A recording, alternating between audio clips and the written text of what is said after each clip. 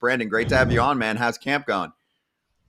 It's going really well, except for today. It looks like it's going to – we're in plan B and got plan C probably coming with the rain. So it's a little too early to have a rain. When are you gonna how long will you wait to bang this game? I know you don't want to, but you already moved it back to 4:00. We moved it back to 4:00 because the rain's supposed to come up between 12 and 1. And I got wind that the Red Sox did it.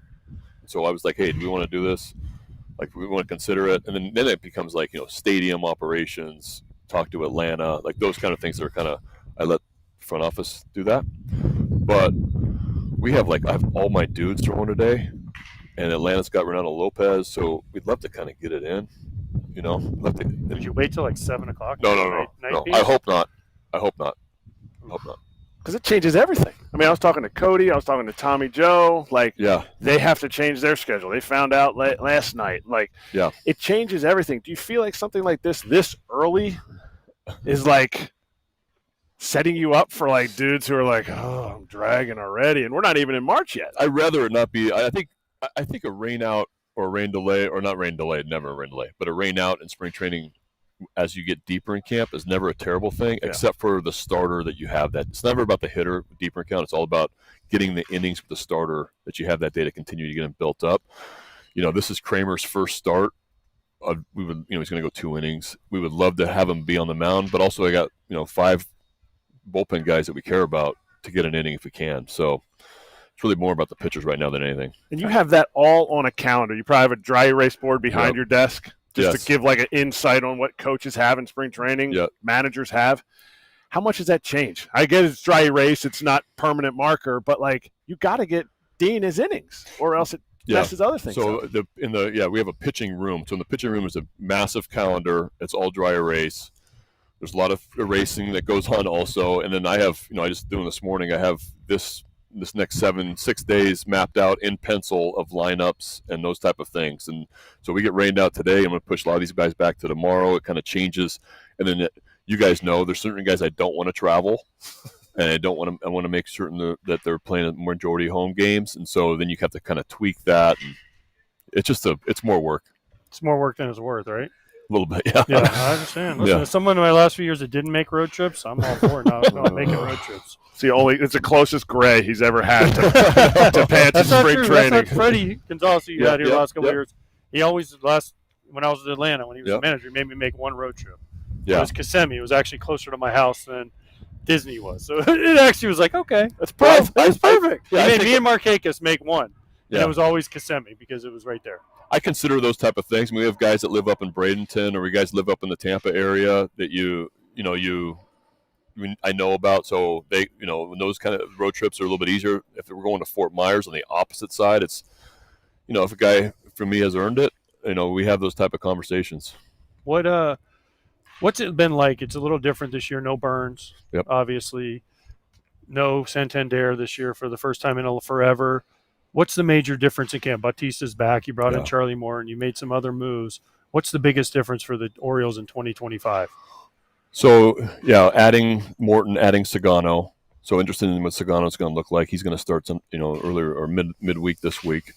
I really like our bullpen right now with Batista coming back and the arms. There's a lot of the arms are supposed to throw today, and Perez and Soto and Dominguez and Cano and these type of guys. I feel like the last readings of the game, I have some options, some good options. Batista threw a live BP yesterday, looked great, so he's on track. Hopefully he's can be at least a close version of himself of what he was a couple of years ago, of just absolutely dominant. And then we got O'Neill, and it gives Kierstead an opportunity to get some more bats and give him a chance. He's definitely earned it, and he's nothing left to prove in AAA. So, that's the little bit of the difference from this year last year. What does that look like? What does that look like for a guy that we've heard so much about? We've seen he's destroyed AAA. Yeah. We just had Buck on the other day, and he was like, if you're evaluating in spring training, that's like evaluating in September. I know. It's hard. What does it look like for you guys? I think it's really, like you said, it's really tough to evaluate in spring training. I've seen guys have 10 homers in spring, and then they break in their wave 2 weeks into the season, or the opposite, where a guy gets 2 hits all spring and starts out 7 for 10 with 3 doubles and a homer. It's it's such a different game spring training wise. Some guys take longer than others. I think with Heston, it's a little bit overall improvement from the strike zone discipline. We want to continue to work on his defense. Like those type of things are important. Just the quality of the at bat, definitely not numbers, but just like the quality of the bat. It's really normal for young guys to press, especially when they're trying to either make the team or try to be a starter. They're pressing a little bit. I just want him to relax and take the best at bats he can. All right, so we've had this conversation on the show before, and since you're the guy that has to do this, how's the outfield going to shake out? Because you mentioned Hurstad has to get at bats. Mm-hmm. You still have Sed, right? You have O'Neill. Mm-hmm. You have Dylan Carlson. Laureano, yeah. Bradfield, Cameron. Yeah. You have all of them. You have like 12 outfielders that I know. Some obviously have more big league time than others, but then you hear about Bradfield and some other guys that can come up and play. Cowser, we didn't mention Cowser. Yep. So how do you get all these guys into the lineup? Well, I mean, spring training, I'm just rotating as much as possible. Things always tend to work out. It's just kind of one of those where I'd much rather have it this way than, oh my God, who's going to play out there? But Cedric's going to play center, and Cowser was second rookie of the year last year, and definitely earned a play. So, then Tyler O'Neill, we signed to a 3-year deal. Laureano's had a really good career and mashed left-handed pitching last year. Dylan Carlson, when I saw him in St. Louis, player you liked. Switch hit, guy that could play 3 spots in the outfield, so that creates some more depth. Kierstad's, crushed AAA and deserves a chance to get some at-bats and see what he can do. So, like I said, things tend to always work out, but on paper right now, it does look crowded. Just got to try to find a way. That was a very managerial front office answer there. I like it though. I like it. I'd rather have more than. No, I agree. I agree. You'd rather have 12 starters. 4 years ago, I was like, oh my God, who's going to play out there? Can Sed play all 3 positions? Yeah, right. Not against same. I mean, you have big leaguers on the team, but it gives a good insight into what you see in each guy and that value and what it brings to the team. What about Jackson Holliday? Yeah, spring training. Like, he's been in spring training for the last 15 years with his pops. Mm-hmm. So it's not new for him. He doesn't have that pressure part of it. But is this like September? What was it? Minnesota? Did you guys play in Minnesota? And he made the change, and it was, he was 4 for 7 or 2 for 3 in the last series. Do you see something like that saying, ooh, I want to see if he brought this extra thing back from the offseason? Or are you like, whatever, he might have gotten taller since he's really only like 16 years old still. Yeah, he's been here for like 3 weeks. So he was here. We had a mini camp early where we brought Sayo and Holiday and Kierstad and some guys. So they were here. They had a head start on spring. Got him with our, we have 2 new hitting coaches. Got him with our new hitting coaches, kind of get him in the building. And so I've been here. I live here. So I was at that. I was interested to see. I saw a video from the winter, but I was interested to see what it looked like. And yeah, he did carry over what he was working on at the end of the season last year. So we're looking at that, the quality of the bats, the improvement defensively at second base. Also, that was his first time ever playing second base last year and doing it at the big league level at 20. It's not easy to do. So just adjustments, and you can tell he's more comfortable now, and he's not trying to impress as much. It's just he's going out and playing the game. Do you look at the other teams in your division and say, "Oh, this team did this team's doing this team's doing that"? Or are you just hyper focused on the Orioles? Because it's hard in baseball.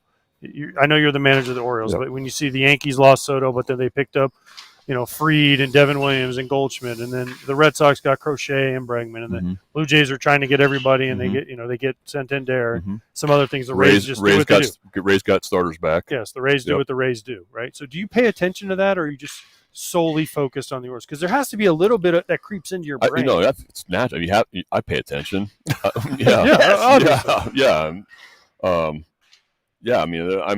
mean, my focus is our club. Very interested in what the other teams are doing also. So and you have friends in the game too, so you know what's going on. But I'm very interested in what the moves the Yankees made, and when the Red Sox got Bregman, you think I wasn't cheering for it. If you wanted to go to the National League Central, that would have been cool. But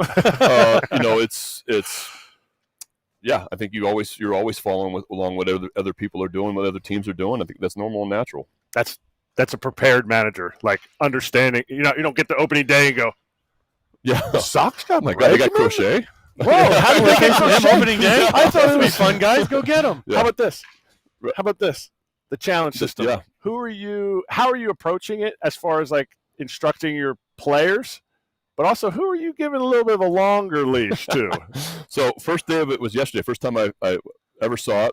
First time we unfortunately we don't have it here. But I was really interested in what it looked like, the mechanics of it. I was talking, Vic Carapazza had the behind the plate. He had never done it before either, so we were kind of talking about it throughout the game. Finally, it happened like in the 6th. We're 2 for 2 so far right now with we've won 2. So.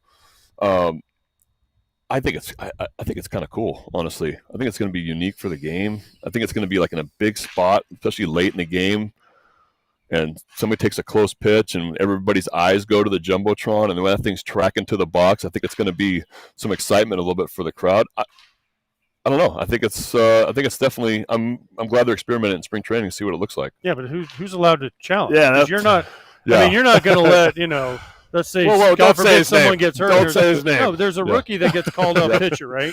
And he throws a pitch, and then next thing you know, Gunnar comes up with the bases loaded, and he can't because you're out, right? So I was talking to our AAA manager who's on the staff now, Buck Britton, and they had rules last year in AAA about kind of who could, who couldn't, time of the game, all that kind of stuff, because guys were so aggressive early in the game and losing. And that, like what you said, you don't want it to be in the biggest spot in the game, and all of a sudden Rutschman's up and he doesn't have a challenge left. Who knows the strike zone better than anybody? So, yeah, I think it's something that we're going to have to kind of play with a little bit. So I was driving yesterday, and I saw your game was on. You guys played at the Phillies, right? Yep. The catcher. Yeah. We had Adley on. He's hopefully going to be here for a long time. What's his Samuel? Basallo. What do you tell him? Because he's 21, 20? 20. He's like 6'5", like 250. He's a monster. Massive. And I mean, I was listening to the Phillies broadcast, and they were like, "This guy can catch and throw. He can hit for power." What do you tell him? Because Adley's not going anywhere. Yep. At least for a while. I think that if you swing it, they're going to always find a place for you. And I was really first time I ever saw him catching a game was yesterday, because he was hurt last Major League Camp. Even though he was 19, he was banged up, so he didn't catch any. I was really impressed with him behind the plate yesterday. Like you said, it's 6'5" and massive, so it's a huge target. He catches the ball easy. There's very little anxiety. He's got a cannon. It's accurate, and the batting practice power is unreal. It's as much as I've ever seen. I had Stanton, so maybe tone it back a little bit, but it's massive raw power. And he's got some. It's not just thick, muscly power. It's really handsy too. So it's great to have, and I'm looking forward to watching this camp. And God, who knows what happens with guys. But it's a really exciting prospect. Would you trade him for a big time starter? Obviously, you're not trading Mike. Yeah, exactly. Yeah, Mike in the offseason and say, Mike, man, we could really use Dylan Cease or Pierre Crochet. I might plant things here and there, but very professional. I understand how hard his job is, and I know he gets, and I know it's not easy to make trades, and I know that's his job is incredibly difficult. But it's your job to put a winning team or to help the team that's on the field win. And that's the conversation around the Orioles. Yeah. In the sense that you have all these guys. You have dudes that are just, like you said about Heston, kind of doesn't need to go back to AAA. Right. Not saying that some of these guys can't, but how do you navigate that? Because you're having a lot of those guys in camp, and then you got to send them down. You got to give them the tap of death. Yeah, that's the worst day in camp. The worst day in camp is sending guys out. I've done this for a while now when it comes to being a minor league manager, releasing guys, telling guys are traded, sending guys down in camp. It breaks your heart.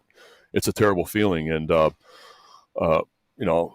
hopefully we keep the guys we want to keep and everybody stays healthy this camp. And hopefully we do have some tough decisions at the end of camp. And that's just part of the game. But Mike does a really good job in putting together a roster. And I think we're really versatile. We have a chance to be platoon heavy one way or the other with outfielders as well as with infielders if we want to go that direction. So we'll see what happens. By the way, did you plan Grayson not to pitch, not to be able to throw today, so I couldn't ruin his confidence? He could use a little, probably. He could probably use. Did you give him a little? Well, no, we had a thing where I was supposed to hit off of him, and then he said he couldn't seriously? throw because pitched 2 days ago. It's pretty firm with a really good changeup. Yeah, but Adley took him deep twice already, so I figured I could mix in one. He did take him deep twice. Only need one. Only need one. Yeah, just got to touch it out in front. All I need is a knock, and then it's over. Look, you're 48 years old. You're 23. Right. Is he 24? Oh, that's like a parachute. Hyder, I appreciate it. Yeah. Appreciate you Thanks coming for having on. me on, guys. Yeah. Thanks, Please, seeing you guys. You too.